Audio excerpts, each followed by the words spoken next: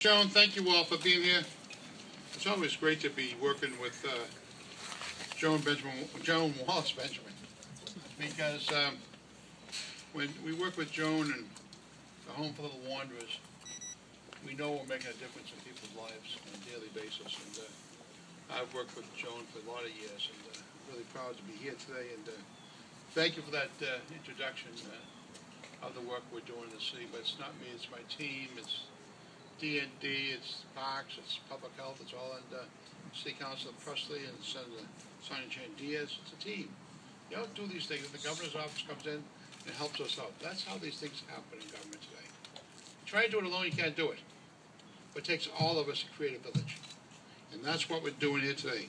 Create a village for the most vulnerable among us. Give them care, support, and stability that they really need to grow and thrive. And thanks to also Bernie Rubin, Phil, my good old friend Bernie and Phil. I digress a little bit. My uncle had a business at the corner of Washington and Dover Street when I was just a young teenager. That was the turn of the century. And Bernie had this Ruby's Express. Right. Ruby's Express. He used to deliver our garments to the business around the greater Boston area. Right. That was my first contact with Bernie those years, and we've seen how Bernie has grown over the years. You know, Bernie and Phil giving us all of those information about buying at no interest and all this stuff. I'm going to send my wife to you, pal. She's interested, but it's interesting how you watch a guy of one truck to several businesses he has now and continues to grow.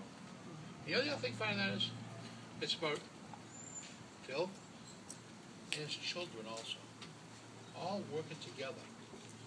Another thing, working together, we accomplish a lot. And Bernie and his family working together to make this business a very competitive business he's in, the furniture business. And I just want to recognize him for his friendship over the years, and when I was just a little shipper in Michael's business on Washington Dover Street, he used to take our packages. And I used to mislabel most of them, I just want to tell you that. But I'm really happy to be here to cut the ribbon on Roxbury Village. You know, 2 years ago, this house was in foreclosure. So the city of Boston, Evelyn Friedman and her team at D&D, purchased the home as part of my foreclosed property initiative to fix that before blight set in. We work with Home for Little Wanderers, Alina Capital Partners, and today, I'm going to tell you, this building has been completely rehabbed. Look how beautiful it is. It's fabulous. This house now has a bright future, and so do the kids who are going to live here. Life coaches will work with each resident to make sure they get the services they need. They will help the kids set goals for their education, their career, and their life. And they'll work to connect them to programs to help them achieve those goals. You know, and that's what government's all about. We get back to that. Rebuilding people's lives.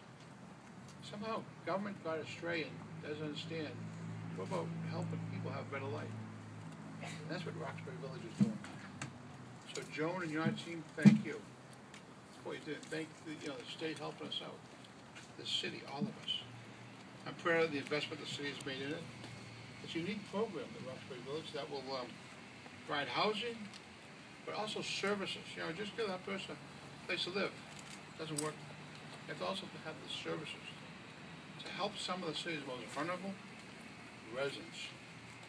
Through partnerships like this, we can support youth coming out of foster care as they transition to adulthood and navigate the path towards independent living and self-sufficiency. Once again, I want to thank Home for Little Wanderers, even though they moved to Walpole or someplace like that. I'll always hold that against you, Joan. Huh? Well, where's Walpole? That's for the State House of Correction, huh? Well, you came to the state of the city, whatever, you know. That's some fun, right, guys? This poor woman's in the legislature's getting through in a couple weeks, and she's working 18, 19 hours a day, and she has to have some fun these days. I mean, it's not fun being up there these days. Let me just say, working together, honestly, and make sure that all of our children reach full potential. At the same time, ensure a brighter future for our city.